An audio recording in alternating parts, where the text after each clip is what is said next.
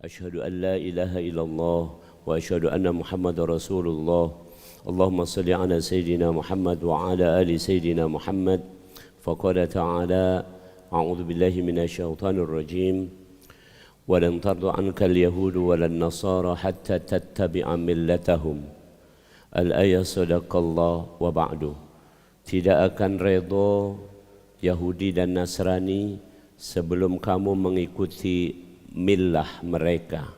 Millah adalah agama mereka.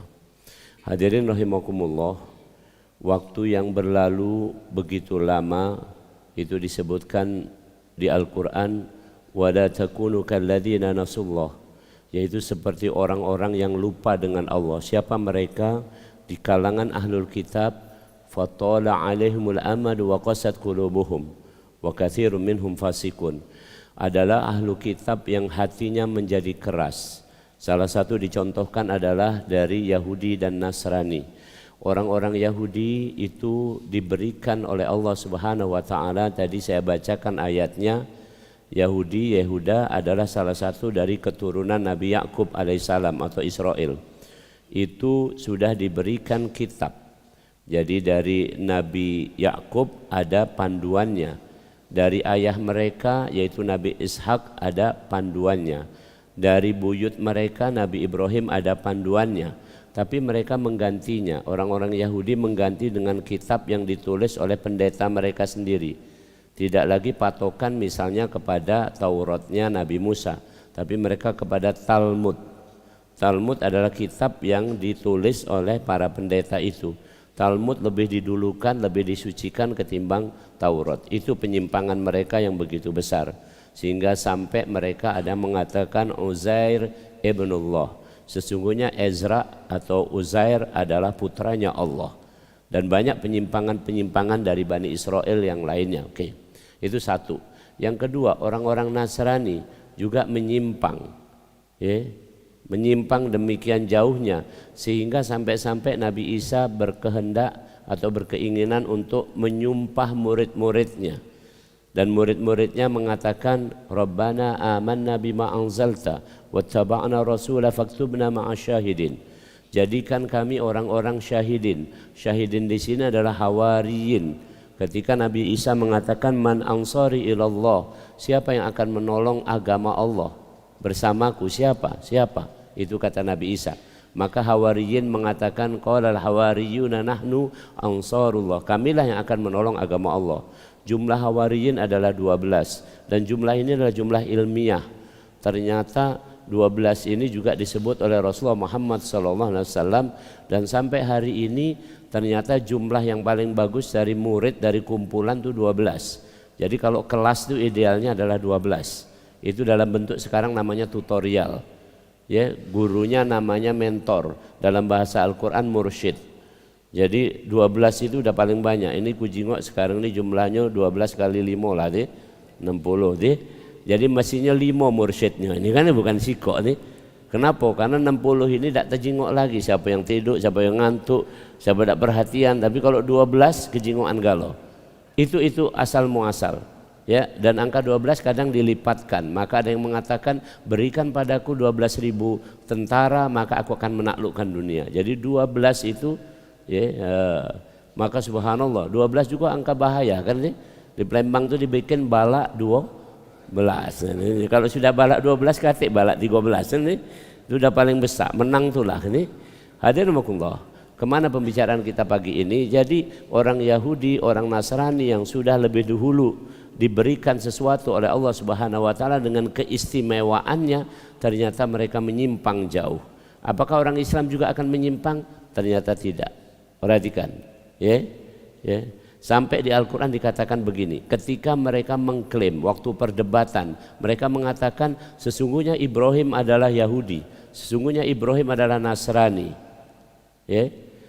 Maka Allah membantah di surat Ali Imran ayat 67. Maka Ibrahim Yahudiyya wala Nasraniyya walakin kana Hanifan muslima wa makana minal musyrikin. Ibrahim itu bukan Yahudi, bukan Nasrani, tapi Ibrahim adalah seorang yang hanif, seorang muslim, dan dia bukan orang musyrik. Perhatikan, Dalilnya di Al-Quran juga ditegaskan lagi, Ibrahim itu ada sebelum Israel. Perhatikan, Ibrahim punya anak namanya Ishak. Ishak punya keturunan salah satunya namanya Israel atau Yakub. Yakub baru menurunkan ya nabi-nabi yang menjadi dari Yahudi dan dari Nasrani. Jadi kalau mengklaim bahwa Yahudi dan Nasrani, Ibrahim masuk Yahudi dan Nasrani, itu sama baik buyut suruh melok cucung. Yang benar kan cucung melok buyut. Makanya Nabi Muhammad dipanggil Adnan, karena salah satu kakek dari Nabi Ilyas namanya Adnan, dan kakek dari Adnan adalah Ismail. Jadi makanya kita kalau memanggil Nabi Muhammad boleh panggil dengan sebutan Adnan. Nah ini benar, ini logika yang benar. Nah jadi hari ini saya ingin mengajak kepada kita semua tentang pola berpikir. Suatu saat Gary Wells, seorang profesor dari Northwestern University, ya sekarang mungkin masih hidup apa sudah meninggal tidak tahu aku, tapi intinya dia pemenang hadiah Nobel untuk tulisan, mirip-mirip kayak Ernest Hemingway lah. Dia mengatakan begini, ayat yang saya bacakan tadi dia bacakan ulang. Ya, dia bilang I am a very embarrassed. Saya sangat malu ketika peristiwa 11 September ya 11 September saya sangat malu karena habis peristiwa itu dia bersama profesor di universitas itu diskusi menghubungkan antara terorisme dan Islam. Tiba-tiba datang seorang pemuda datang ke situ dalam diskusi itu mengatakan, is anyone read Al-Quran? Ada enggak di antara kalian yang baca Quran? Perhatikan kalimatnya, itu menyentak betul bagi beliau. Ada enggak di antara kalian yang membaca Al-Quran? Jadi maksudnya begini, diingatkan, kalau nak ngomongkan wong Islam, jangan omongkan dengan teori-teori, dengan pemikiran yang lain-lain. Baca Al-Quran baru kamu ngomong tentang wong Islam, kira-kira itu. Maka ternyata mereka tidak membaca Al-Quran, dan memang karena mereka bukan Muslim.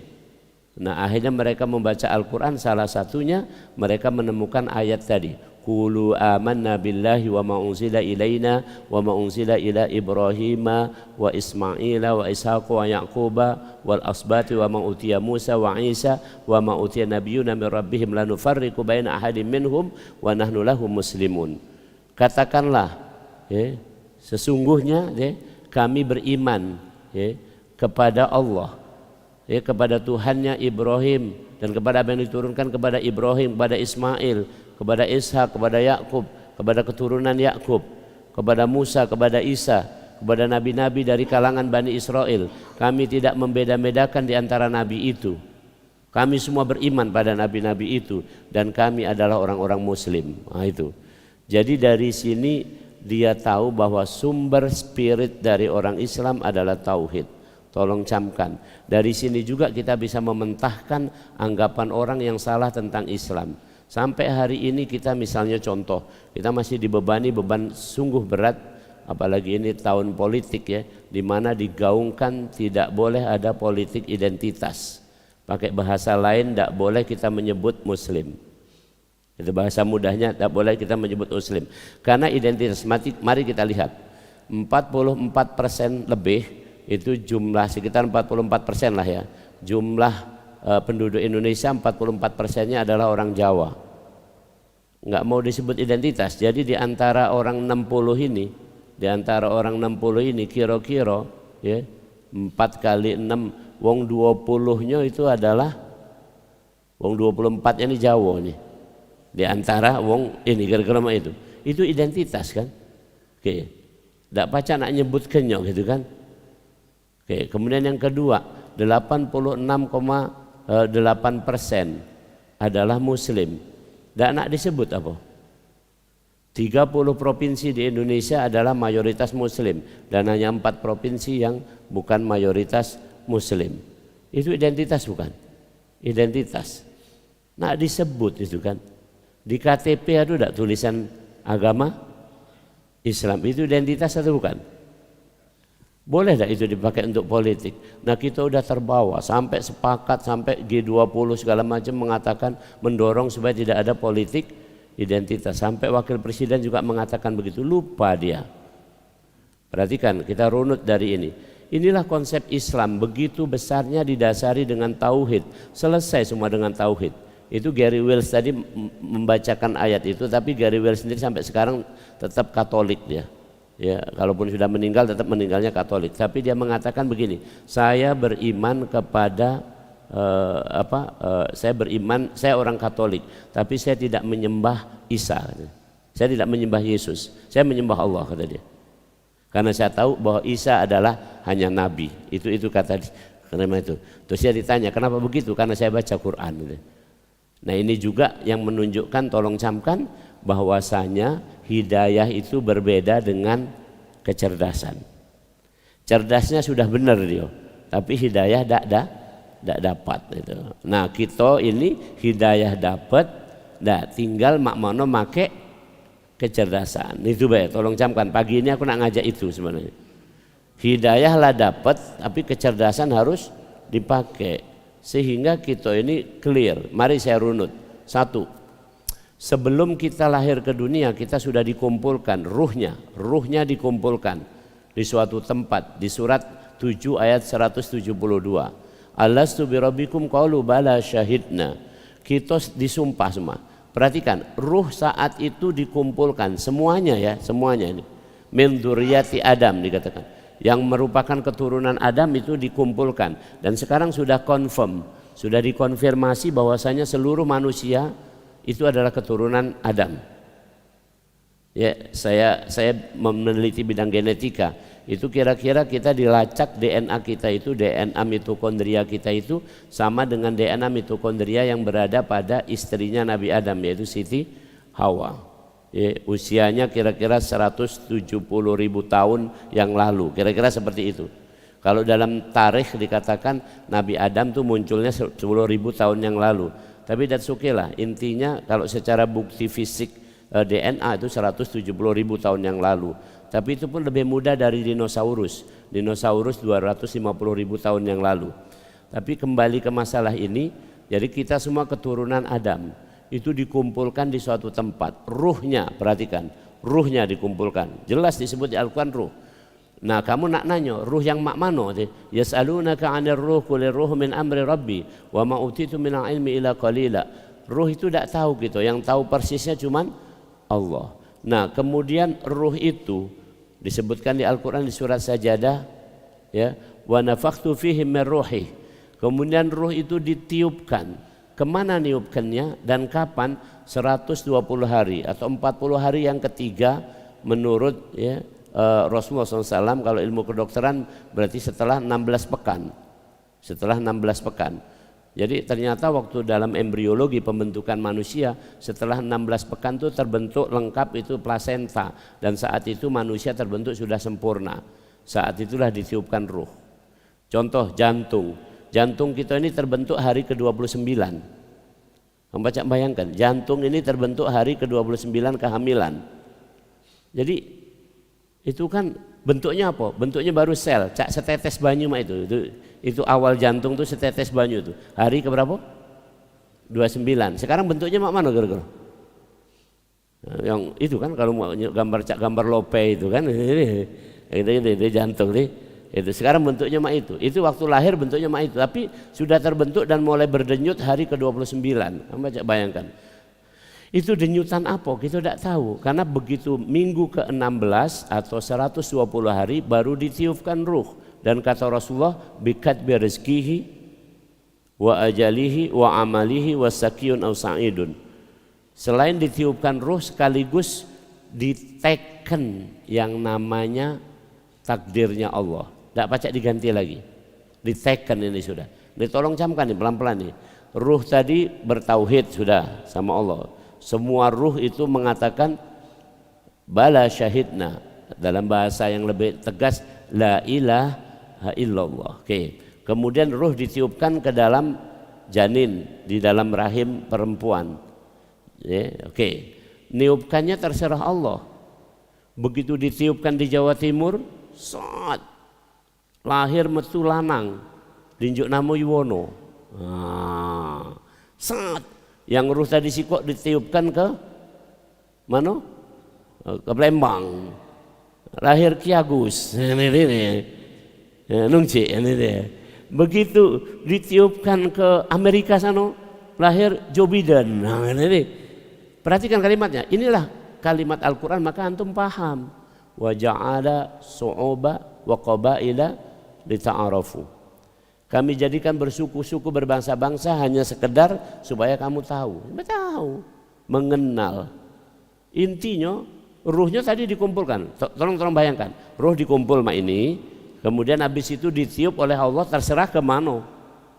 Jadi tidak pacak milih kita, ruh tidak pacak milih. Aku nak ditiupkan di Arab baik. Ada murid aku, ngapa kamu belum nikah? Umur 37 nih. Ngapa belum nikah juga? Aku nak dapat wong Arab. Memang kenapa? Apa bedanya Arab sama ini? Pokoknya Arab tulah kan itu kan gitu. Cek itu kan. Andai kan kita boleh milih dulu, kita milih duluan. Tapi kita ini ditiup sini. Ini jasad hanya casing. Ruh itu yang terpenting. Nah ruh itu tauhid tadi. Nah ruh waktu ditiupkan sekaligus Allah menentukan takdir sudah. Tidak pacak diubah lagi. Nah cuman takdir ini dirahasiakan oleh Allah, dalam bahasa agama disebut qadha. Maka setelah kelihatan baru qadar. Qadhanya mana? Satu, rezeki. Jadi rezeki itu sudah ditentukan. Nah ini mari kita berpikir. Tadi ya, hidayah sudah punya kita, tinggal masalah berpikir cerdas. Kalau rezeki sudah ditentukan, perlu ribut tak kita nyari rezeki ini? Tak perlu. Perlu ribut tak naik BBM? Tak perlu. Perlu ngerutuk-ngerutuk tak perlu. Rezeki semua sudah ditentukan oleh Allah. Yang perlu adalah berpikir inovatif, berpikir kembali kepada tauhid. Contoh nih, ketika antum nih, ini saya kasih contoh nih. Misalnya kita nggak boleh bekerja di sini. Apakah kita fokus di situ baik? Kita harus berpikir berarti rezeki Allah tidak di sini. Kata Allah di Al-Quran surat An-Nisa, muraghaman katsira. Bumi itu lapang. Jadi kalau tidak boleh di sini, kamu geser tempat lain. Tidak boleh daerah Demang, geser ke arah Pasar 16. Tidak boleh sana, geser Pasar Pelaju. Tidak boleh juga, geser ke Prajen. Tidak boleh lagi geser ke Sungsang. Tidak boleh lagi nyebrang ke Muntok. Nah, itu kan pacak, tidak kado, gagal galau, tidak mungkin. Nah itu yang dimaksud bikat biar rezeki. Rezeki sudah ditentukan. Ini tidak. Nak disitulah, nak berebut, nak nyogok, nak menghalangi, nak merintangi. Bahkan ada terjadi pembunuhan dan segala macam karena kedudukan. Masya Allah. Kemudian wa ajalihi, kematian. Tidak usah diributkan. Saya begitu ngomong zaman Covid kemarin. Sekarang kan katanya naik lagi apa tuh XBB ini. Aku boleh sampaikan, biasa baiklah cek ini. Nanti saya diwawancara, kemarin juga udah diwawancara nanti Pal TV apa jam 8 tuh. Jadi intinya begini ya. Kemarin waktu Covid saya ngomong kan, kematian bukan karena Covid tapi karena ajal. Itu ribut wong itu kan. Ada dokter ngomong mak itu lah, justru memang dokter harus ngomong mak itu. Ya, tinggal bagaimana, karena memang secara ilmiah tidak ada bukti bahwa kematian karena Covid. Dan itu rahasia, ada suatu penelitian di mana orang dimasukkan dalam ruangan kaca dengan monitor yang ketat. Wong ini nak meninggal kira-kira, mak mana sebenarnya meninggal itu. Ternyata nyawa metu dari badan wong ini juga tidak terekam. Gitu. Maka para dokter juga nyerah. Kalau mak itu tidak tahu gitu tentang rahasia kematian, maka kematian tidak usah repot-repot. Qul innal mautal ladzi tafirruna minhu fa innahu mulaqikum. Katakan kematian yang kamu takut daripadanya, dia akan mendatangi kamu. Tidak usah repot-repot nak mengadakan penyambutan. Tidak usah repot-repot, tidak usah. Nah, ini tuh dia datang dewek. Kapan datangnya? Bukan urusan kita. Bukan urusan kita. Maka urusan kita adalah yang ketiga, wa amalihi. Kata Rasulullah, kita juga sudah ditentukan amal, aktivitas. Pagi ini kita bisa datang di sini sudah ditentukan oleh Allah. Ada yang niat datang dari ke sini tapi tidak bisa datang. Ada ini. atau ado baik halangan tadi itu. Jadi aktivitas kita ini pun ini, maka kita bersyukur. Maka kalau kita aktivitas ini sudah ditentukan Allah dan kita datang, inilah namanya dapat taufik. Bahasa Palembangnya setuluan. Setuluan dengan kehendaknya Allah. Kehendaknya Allah kita pagi ini pengajian, maka kita bisa datang pengajian. Itu namanya kita mendapat taufik. Kemudian ya wasakiyun aw sa'idun. Bahkan masuk surga neraka pun sudah ditentukan. Nah ini tolong camkan, ini tingkat tinggi cara berpikirnya. Jangan mikir kalau surga sama neraka lah ditentukan, ngapo kita nak beramal cek. Itu kan pemikiran yang ini apa? Pemikiran yang rendah. Kalau pemikiran yang tinggi justru canggih. Kalau Allah sudah menentukan surga sama neraka, itu berarti Allah benar-benar berkuasa. Coba kalau masih ragu-ragu gitu, nak maju apa tidak? Kan sekarang banyak partai-partai masih ragu-ragu, nak majukan ini ragu, nak majukan ini ragu, nak majukan ini ragu. Nah itu manusia. Kalau Allah tidak ragu-ragu, qulillahumma malikal mulki tu'til mulka man tasya. Allah tidak ragu kalau mau ngasih kekuasaan pada siapa, mencabut dari siapa. Tapi kalau manusia tuh masih mikir-mikir, kalau aku ngangkat wong itu dapat apa, ini dapat apa, dan seterusnya dan seterusnya. Masya Allah. Saya pernah ada pengalaman 2 kali kan, ikut pemilihan rektor, ikut pemilihan dekan. Jadi dua-duanya itu para peserta anggota senat nanya, kalau aku milih kamu aku dinjuk apa? Mak itu katanya kan. Nah, aku jawab pakai ini, memang jawaban aku tuh tidak setuluan dengan cara kerja itu kan. Mak mano nak ngenjuk sedangkan kekuasaan aku tidak punya, jago kan. Kalaupun aku jadi rektor jadi dekan itu bukan karena aku, tapi Allah menentukan. Mak mana aku nak ngenjuk kamu ini. Wah kalau mak itu tidak cocok gitu, ya sudah. Gara-gara mak itu. Maka waktu pemilihan rektor itu saya dapat suara 1. Mungkin kamu nyangkau 1 itu dari suara aku dewa. Tidak, karena waktu itu aku tidak boleh milih. Jadi aku boleh dipilih tapi tidak boleh milih waktu itu. Itu yang agak ganjil dalam pemilihan sejarah di Unsri. Ada seorang profesor boleh dipilih tapi tidak boleh memilih. Jadi sampai heboh itu. Sikok itu pasti bukan Yuwono, karena Yuwono tidak boleh milih dirinya. Kalau yang lain boleh, calon yang lain boleh milih dirinya, tapi untuk aku tidak boleh. Aku tidak tahu juga peraturan mana yang dipakai, mungkin pasal daerah mana tadi itu. Jadi intinya kembali ke masalah ini, hadirin rahimakumullah, mari kita berpikir. Nah, berpikir inilah yang menyebabkan kita ini bisa survive.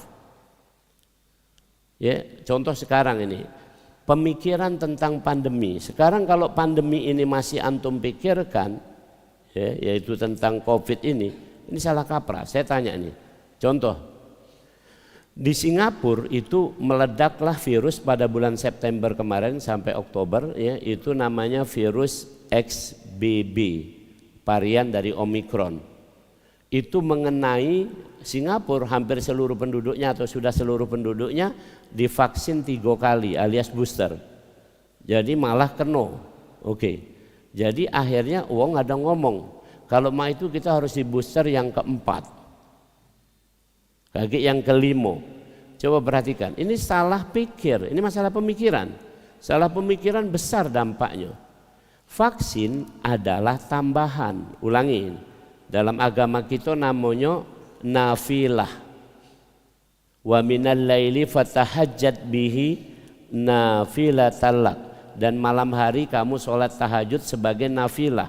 Andaikan sholat tahajud itu wajib, waktu pertama kali Nabi diutus sholat tahajud itu wajib. Berat nian itu. Silakan baca surat Muzammil sampai turun ayat yang terakhir.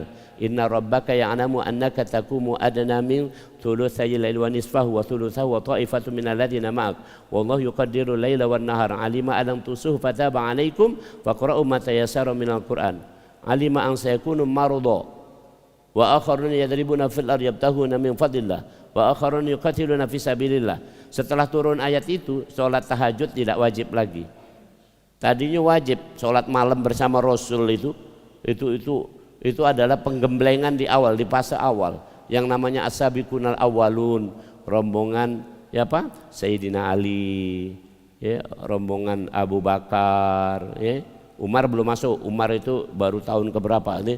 Rombongan itu sholat tahajud itu terus dilakukan sampai turun firman Allah, dan Allah tahu di antara kamu ada malam hari itu yang sakit, ada di antara kamu ada yang malam hari itu masih cari rezeki, masih begawi, Jadi kalau mah itu tidak apa-apa kamu nak sholat atau tidak nak sholat untuk malam hari itu. Nah itu tambahan. Sekarang pertanyaan, andaikan sholat tahajud wajib, kira-kira berat tak untuk kita? Bertanya, ini logika ini Rasul mengajarkan juga. Atau andaikan sholat isya, kata Rasul, sholat isya yang paling bagus itu saat ini. Saat itu Rasul datang terlambat untuk sholat isya, maksudnya sengaja, memang karena ada sesuatu hal. Rasul datang kalau jam kira-kira 10:30. Dan Rasul mengatakan inilah waktu yang tepat untuk sholat isya, andaikan tidak memberatkan umatku. Jadi mulai besok kalau nak ditetapkan di Baitur Rahman ini sholat isya jam 10:30 malam, Rasul kamu tidak katik lagi yang sholat ke sini ini. Berat nih. Ini masalah pemikiran. Jadi tolong camkan, vaksin hanya tambahan. Yang utama adalah imunitas kita. Imunitas kita yang utama imunitas kita. Saya sudah sering menggembar-gemborkan dan ini bukan main ya, ini betul-betul teori kedokterannya, dalilnya sangat kuat. Satu, imunitas yang utama itu tidur 6 jam, kecukupan tidur. Bacalah di seluruh kitab kedokteran, tidur dulu, ini rumusnya. Al-Quran sampai mengatakan manamukum billail, dan malam hari kamu tidur. Oke. Yang tidak tidur cuma Allah, la ta'khudhuhu sinatu wala naum. Yang kedua, imunitas yang bagus itu kalau kita lemak makan, bukan makan lemak ya, syukur lemak makan, makannya lemak ini. Jadi lemak kemakan, tandanya bersyukur. Ini ada penelitian di Jepang, banyu kalau dirotoi maka strukturnya akan kacau, diminum kemudian rusak badan. Tapi kalau dengan bismillahirrahmanirrahim, ini penelitian di Jepang, waya-waya di Jepang ini penelitian, bukan di Palembang ini. Maka kita minum pun pakai bismillah. Bahasa lainnya lemak kan makan minum. Bukan makan lemak atau itu. Banyak wong makan yang enak-enak tapi tidak bismillah, tidak apa. Nah, kira-kira begitu. Oke. Yang ketiga, ya, mulailah aktivitas dari subuh. Karena hormon kortisol itu hormon yang menyebabkan manusia itu on atau off itu pada saat subuh itu mencapai puncaknya. Jadi waktu puncak itu mau di on kan mau off. Ya gitu. Contoh kalau di PLN beban puncaknya itu adalah jam 5 sore sampai jam 7 malam. Saat itu orang semua banyak sekali ya katakan hidupi lampu, bener gak ini? Jam 5 sampai jam 7 malam itulah banyak hidupi lampu ini, begitu. Jadi seperti itu. Kemudian yang keempat, rumus dari imunitas adalah positive thinking. 75% kesehatan ditentukan oleh pikiran kita. Jadi kalau dikutanya sekarang di sini, menurut kamu sehat tak sekarang ini? Ya sudah selesai, itu sudah 75%. Tinggal yang errornya 25%. Jadi kalau pemilihan umum sudah menang itu kan 75 lawan 25. Ini kan aneh gitu. Kita ngaku sehat tapi masih ragu. Itu negative thinking. Dan ini bahkan nanti makom tertinggi. Kapan-kapan kita membahas masalah ini, yaitu tentang hadis ana indadhani abdi bi, yaitu tentang husnuzon kepada Allah. Ini yang paling tinggi, karena segala sesuatunya kita tidak punya apa-apa kecuali cuman husnuzon kepada Allah. Hadirin rahimakumullah. Nah inilah pentingnya pemikiran tadi. Jadi ulangi, mana kita bisa berpikir maju, bagus, lurus dan sebagainya dalam hal menghadapi misalnya pandemi, dalam menghadapi kehidupan, dalam mendidik anak-anak dan seterusnya dalam kehidupan kita sampai kepada hal yang pribadi dari kita. Sekarang kita contoh ini, pemikiran yang paling utama di kita kan tauhid tadi dasarnya. Kalau boleh ku cerita, setelah ditiupkan ruh ke dalam janin, waktu janin lahir kata Rasul apa? Kullu mauludin yuladu alal fitrah. Setiap yang lahir dalam keadaan fitrah, yaitu bertauhid. Mugolah anak bandit, mugolah anak kiai, semua bertauhid. Mugolah anak wong barat, mugolah anak wong timur, mugolah anak wong Yahudi, mugolah anak wong Nasrani, mugolah anak wong Muslim, semuanya bertauhid. Karena tadi belum ada apa-apanya, memang baru ditiupkan dan masuk situ. Nah, kata Rasulullah fa abawaihi, tergantung bapaknya. Jadi kalau balik lagi tadi ada namanya Profesor Gary Wells tadi ngomong begitu.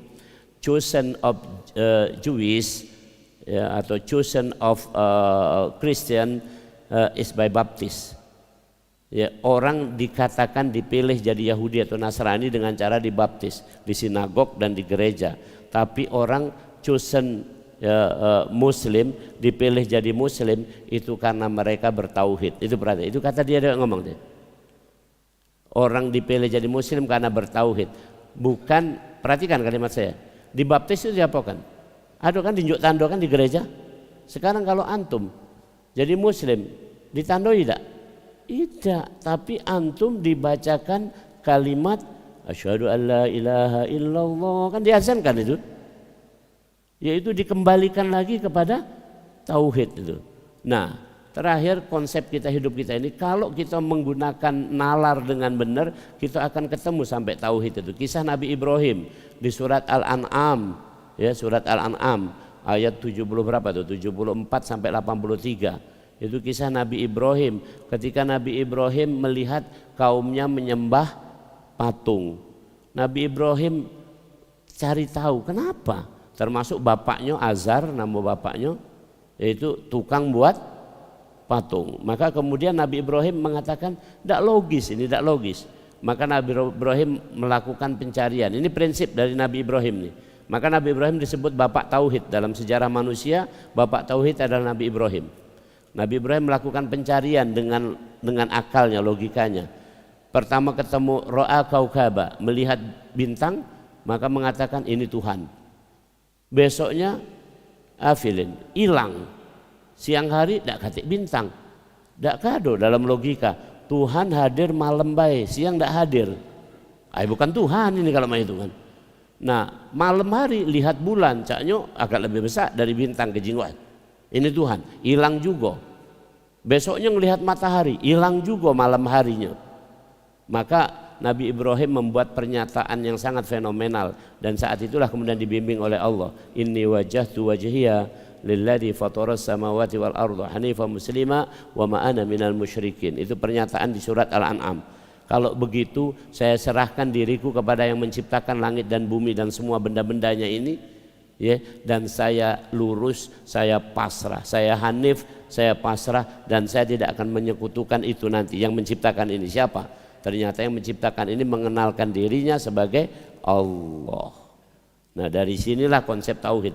Jadi kalau melihat seperti ini tidak mungkin akan ada pernyataan bahwa Islam harus menghormati adat istiadat setempat. Karena adat istiadat setempat itu lahir dari kebiasaan lama. Kebiasaan lama itu lahir dari jiwa fitrah. Jiwa fitrah adalah tauhid. Jadi datangnya Islam justru mengingatkan kepada kita. Begitu datang Allah dengan pemberitahuannya, maka Nabi Ibrahim yang tadi tidak tahu apa itu Allah, siapa itu Allah, maka Nabi Ibrahim beriman kepada Allah. Jadilah Nabi. Paham ya, gara-gara ulangi.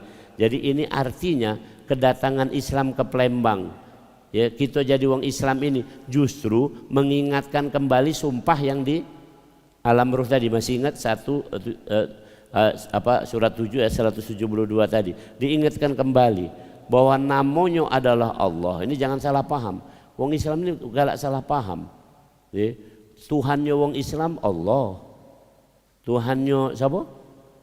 Sano yang lain-lain ini tidak, cek. Seluruh nama Tuhan itu Allah. Cuman orang mengerti sampai kepada Allah itu kaget kalau memang dia sudah betul-betul masuk Islam. Sebelum itu dituntun.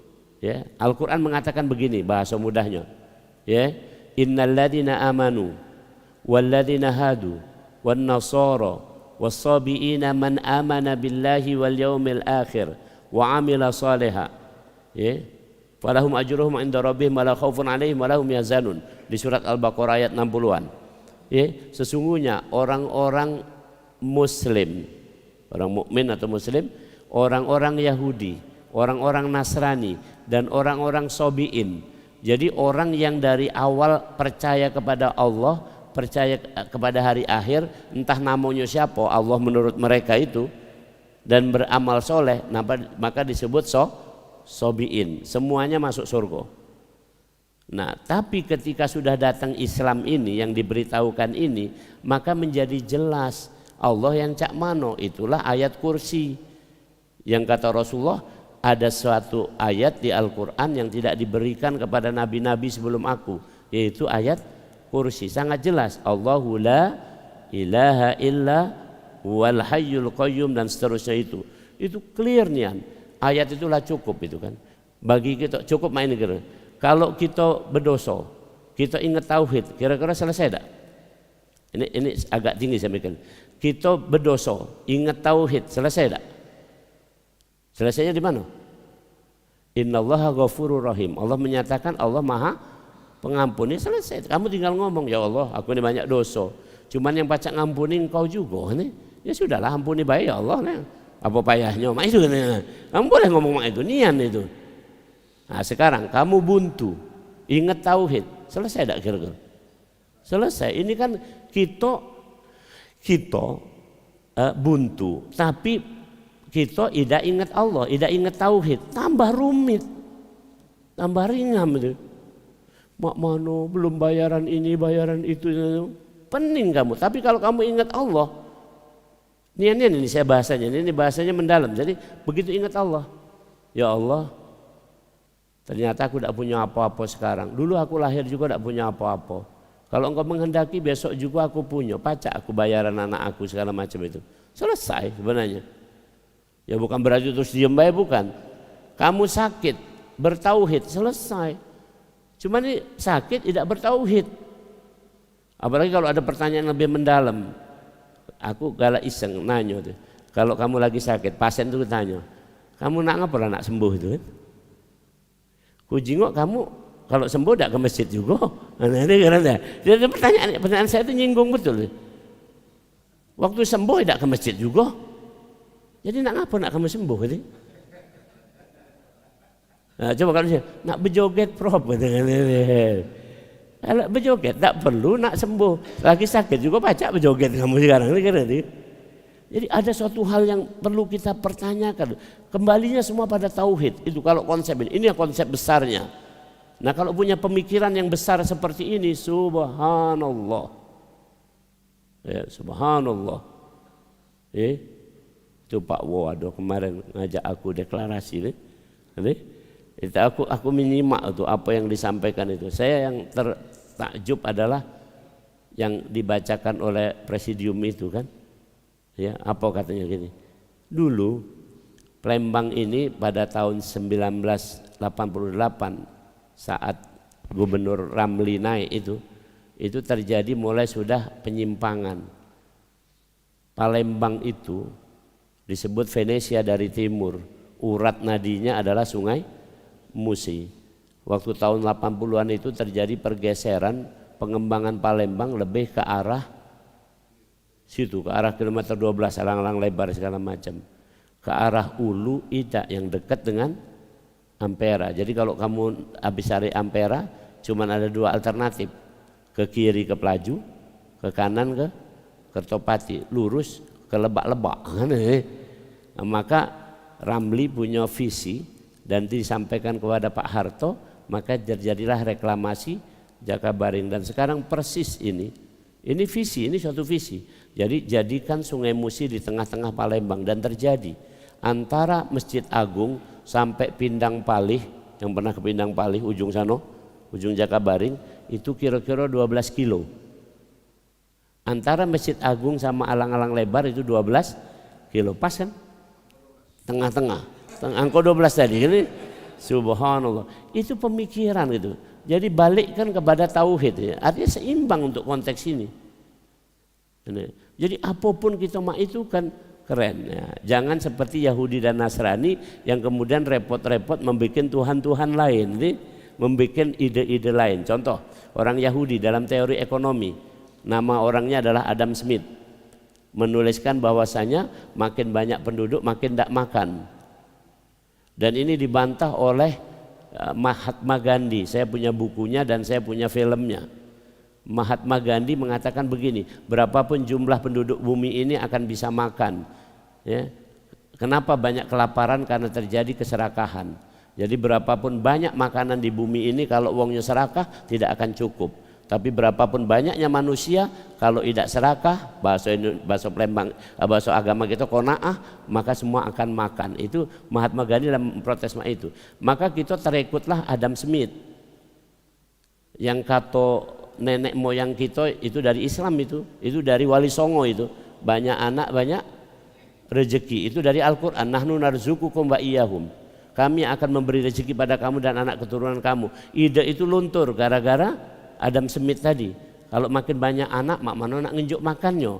Maka akhirnya kabilah kamu 2 anak cukup, lanang betino sama bae. Sekarang memetik gitu, lanang betino sama bae dalam bahasa Indonesia LGBT.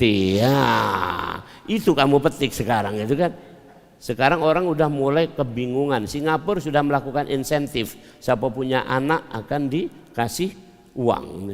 Jerman udah lama, Jepang juga udah lama. Dalam 20 tahun terakhir di Jepang mulai dari tahun 2000 tidak ada lagi pertumbuhan, dan sekarang orang udah banyak frustasi. Karena penduduk tua di Jepang sudah mencapai angka 30-an%. Kalau ibarat itu piramida itu seperti gentong. Jadi di pucuknya yang besar, bawahnya kecil, itu patah. Kalau Indonesia ini luar biasa. Anak-anak di Indonesia jumlahnya masih 67%. Yang orang lansia banget hanya 1,6%. Yang itu yai-nyai tinggal didoakan itu 1,7%. Itu masih dikit. Ini masih lumayan. Jadi udah ingatlah nih. Maka pemahaman yang benar keluarga berencana adalah keluarga yang direncanakan. Saya seorang dokter, dari awal menikah, saya menikah umur 25, istri saya 25. Saya paham ilmu kedokteran. Perempuan hanya boleh melahirkan sampai usia 35 tahun. Tanya dokter Fahmi itu ada nih. Sampai usia 35 tahun. Lewat dari 35 tahun namanya resiko tinggi. Secara genetik anaknya akan mengalami banyak kelainan dan ibunya akan banyak mengalami penyakit kalau di atas usia 35 tahun. Maka waktu menikah saya bilang sama istri, kita menikah umur 25. Mak mano rencana kita ini punya anak berapa? Nah, istri saya langsung bilang, kalau anak kita kalau tiap tahun aku beranak berarti anak kita 10. Akor. Nah, itu namanya rencana. Rencana. Rupanya kami punya anak hampir 3 tahun sekali. Jadi akhirnya punyalah kami 4. Nah itu kan. Jadi rencana 10 dapatnya 4. Tapi kami punya kesiapan sudah.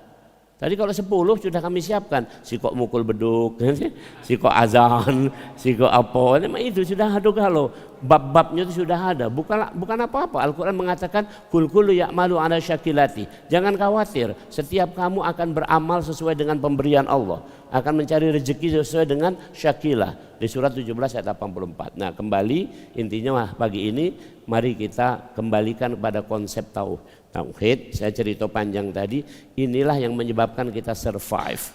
Ini yang menyebabkan peradaban ini jalan terus dan kamu tetap semangat.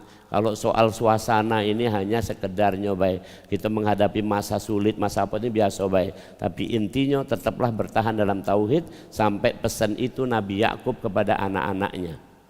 Apa kata Nabi Yakub? Ma ta'buduna min ba'di. Wahai anak-anakku, kalau aku meninggal, sebentar lagi aku meninggal, maka kamu nak nyembah siapa? Ya. Maka anaknya mengatakan ilaha wahidah. Kami ilaha wahidah. Kami akan menyembah Allah yang satu, tauhid. Kemudian ditegaskan lagi oleh anak-anaknya, wa nahnu lahu muslimun, dan kami tetap sebagai muslim. Ini pesan yang paling besar. Maka mohon maaf kalau kita, antum pernah lihat tak videonya Gus Baha? Itu Gus Baha termasuk kiai yang ilmunya luar biasa, mendalamnya. Apa kata dia? Saya senang kalau anak saya sudah sholat, ya sholat aja sudah, itu aja. Udah senang saya. Udah usah nak muluk-muluk gitu. Berarti menunjukkan anak ini sudah bertauhid. Tidak usah nak kalau gitu kan mikir anak harus ini, harus itu. Tidak usah rumit-rumit cek. Karena berpikir rumit itu tidak tauhid. Kalau berpikir tauhid tadi tidak rumit nih. Itu kira-kira itu. Demikian, mudah-mudahan bermanfaat. Tafadhol kalau ada respon. Masih ada waktu tidak? Masih dikit, silakan.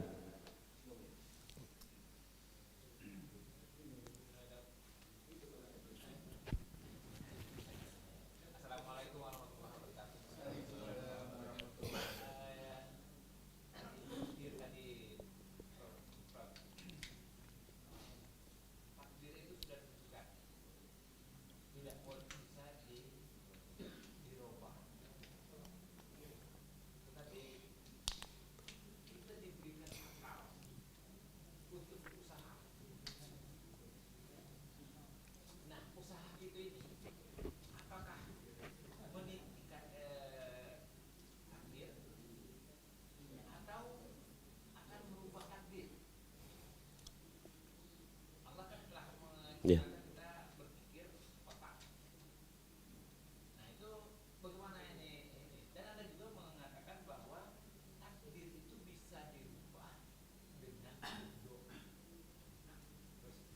Baik, saya tegaskan satu, takdir sudah tidak diubah tuh silahkan baca Al-Quran, ada ayat yang bunyinya walan tajida li sunnatillahi tahwila tabdila, itu ada 2 ayatnya, dan tidak akan diubah takdir itu dan tidak akan diganti takdir itu. Kalau dalam hadis dikatakan pena sudah diangkat dan tulisan sudah kering, tidak kasih revisi lagi. Oke, nah cuman takdir itu dirahasiakan Allah. Ayat yang pendek bunyinya alladzi qaddara fahada. Kita cuman bisa tahu fahada. Apa fahada? Indikator. Indikator. Maka Nabi ditanya.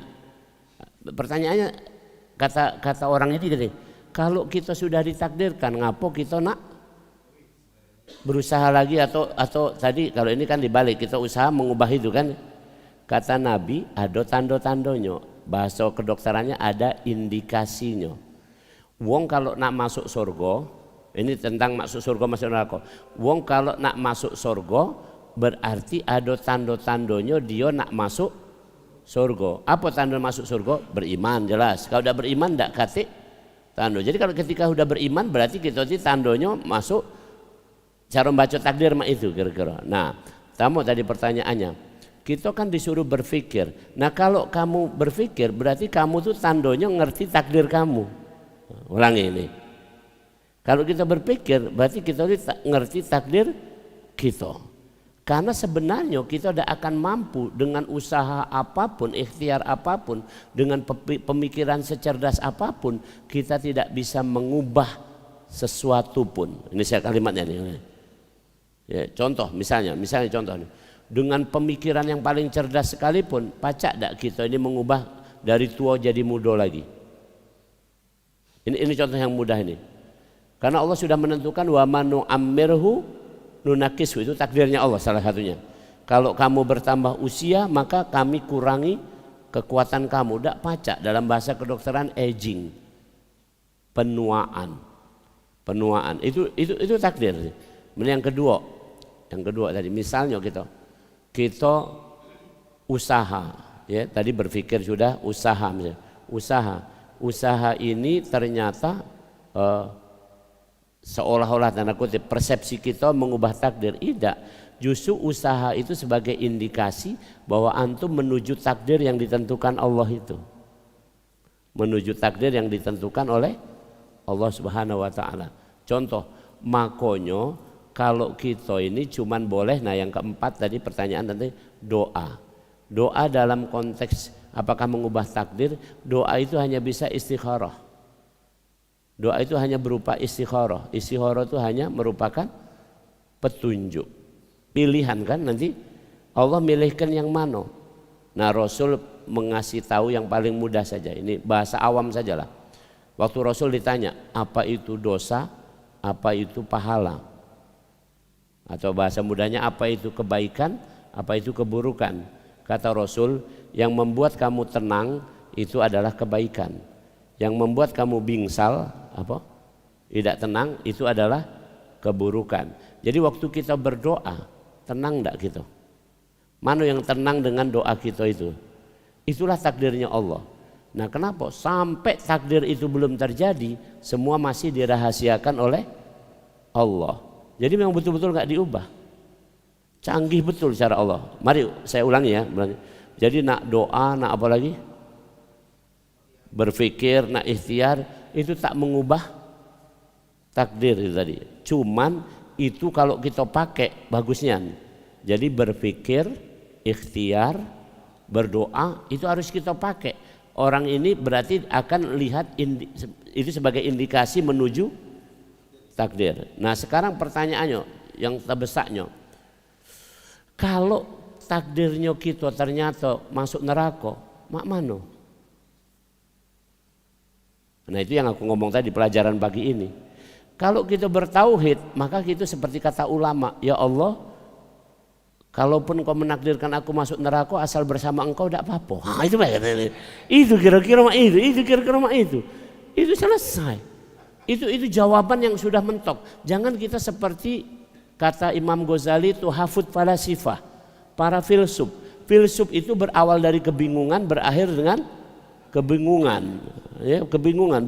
Jadi makanya Ernest Hemingway itu pemenang Nobel untuk sastra itu mati bunuh diri.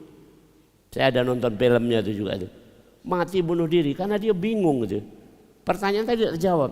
Kalau kita terjawab, misalnya begini, ya Allah, kalau aku memang ditentukan masuk neraka, ya, alangkah saronya ya Allah. Ya kita mungkin ngomong mak itu, tapi coba renungkan. Tapi kalau itu ketentuannya, wong aku juga tidak tahu dulu aku dari mana segala macam kan. Tidak apa-apa ya Allah asal bersamamu, selesai.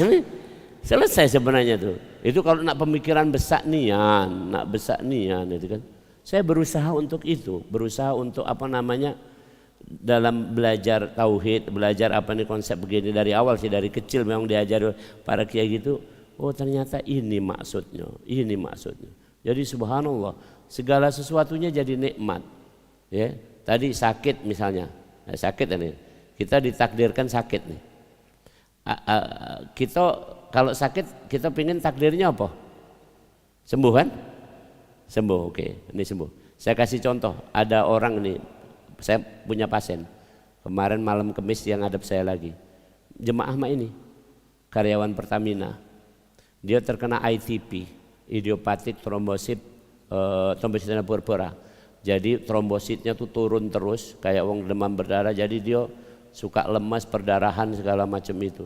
Padahal dia kerja di Pertamina bagian firefighting, pemadam kebakaran. Jadi harus standby terus. Jadi berat pekerjaan itu.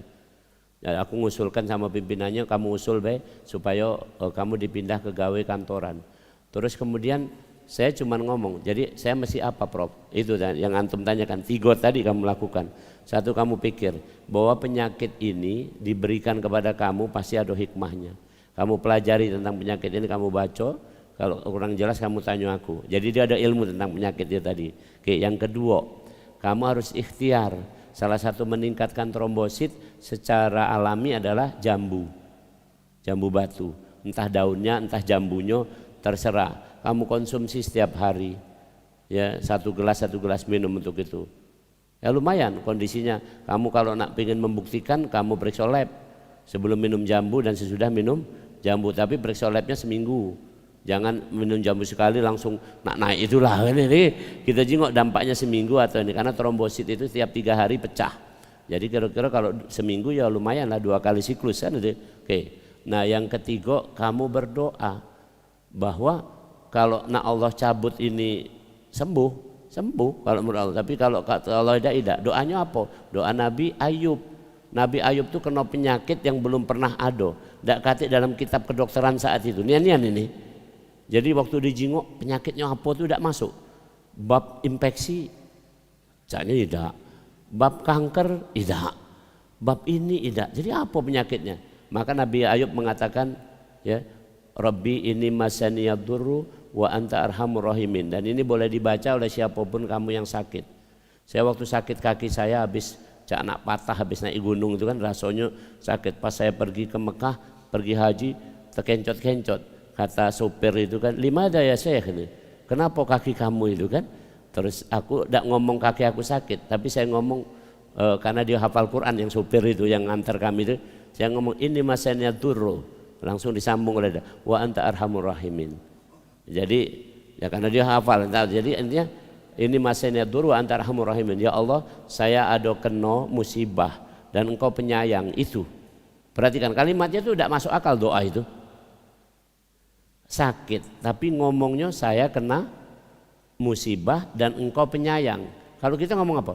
Ya Allah, aku ini ada sakit jantung, ya Allah sembuhkanlah. Jadi disebut nih jantungnya itu kan, padahal Allah tuh tahu gitu. Karena kita kena mantap gitu.